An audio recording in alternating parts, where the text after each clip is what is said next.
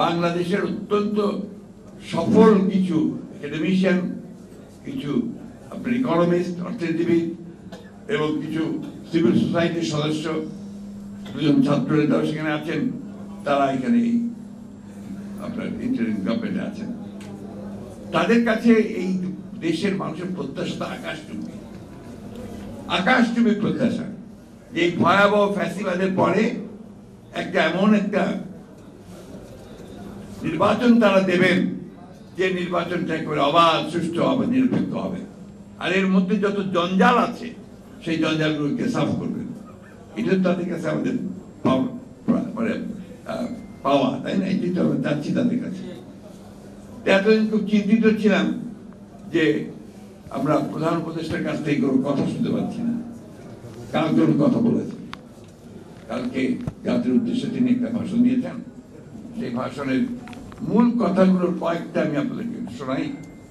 তিনি বলেছেন, timing of force a political decision. কবে নির্বাচন হবে রাজনৈতিক সিদ্ধান্ত, সঠিক, অবশ্যই রাজনৈতিক সিদ্ধান্ত হবে।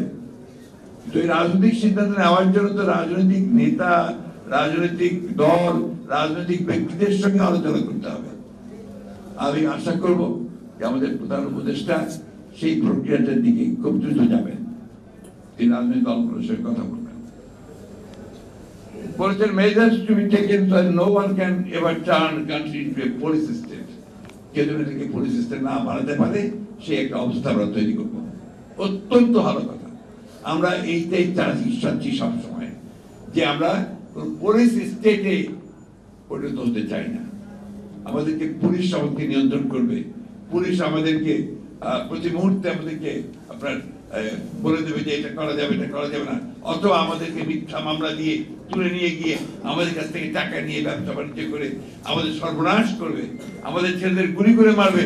এটা আমরা আর দেখতে চাই না, তাই না? এটা যদি ওনারা উদ্যোগ নিয়ে করেন, আমাদের সর্বাত্মক সহযোগিতা তাদের প্রতি থাকবে।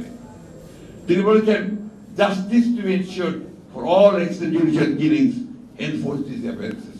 আমরা তো এটাই চাচ্ছি, বারবার করে বলছি যে এই বিচার করতেই হবে। একই সঙ্গে এটা বলছি যে আজকে এই স্বৈরাচারের বিরুদ্ধে, ফ্যাসিবাদের বিরুদ্ধে লড়াই গত 15 বছর করতে গিয়ে আমাদের প্রায় 60 লক্ষ মানুষের বিরুদ্ধে মিথ্যা মামলা হয়েছে, গায়েবী মামলা হয়েছে। সেগুলোকে অবিলম্বে তুলে ফেলতে হবে।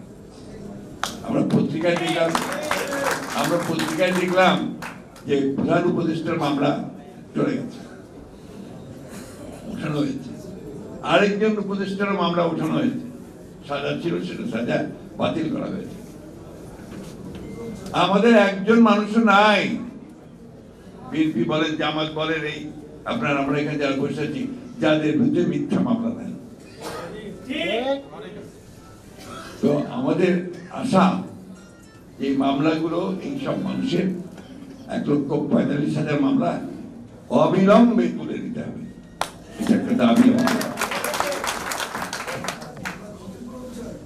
Police bank commission to be form for reform. আগে মামলা উঠুক, তারপর প্রতি করে নিয়ে police bank commission to be form for reform. খুব ভালো কথা, আমরা এটি চাই।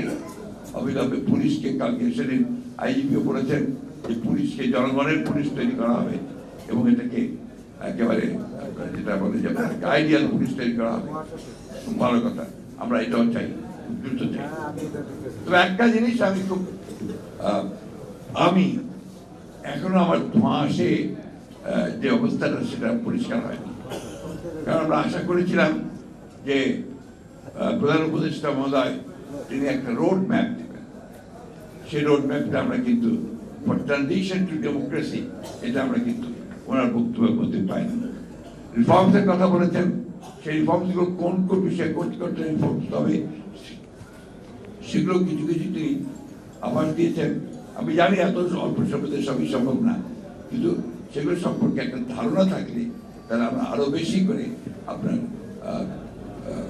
একটা মানে ধারণা করতে পারতাম যে ঘটনা আসলে ভালোর দিকে যাচ্ছে। যাই হোক, আমরা আশা করি যে ঘটনা ভালোর দিকে যাক, এটাই আমাদের প্রত্যাশা।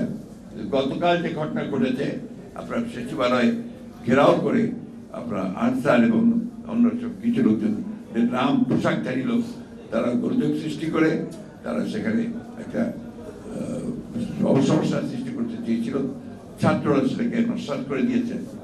কিন্তু এটা কিন্তু অশনি সংকেত, এটা ভালো লক্ষণ নয়। অর্থাৎ যারা পরাজিত তারা এখন আবার বিভিন্নভাবে সেই চক্রান্ত করছে যে এই বিজয়কে তারা নস্বাত করে দেওয়ার জন্য। তাই জনগণের কাছে আহ্বান জানাবো যে আমরা সবাই সতর্ক থাকবেন, এই বিষয়গুলোকে কখনই কোনো প্রশ্রয় দেওয়া যাবে না।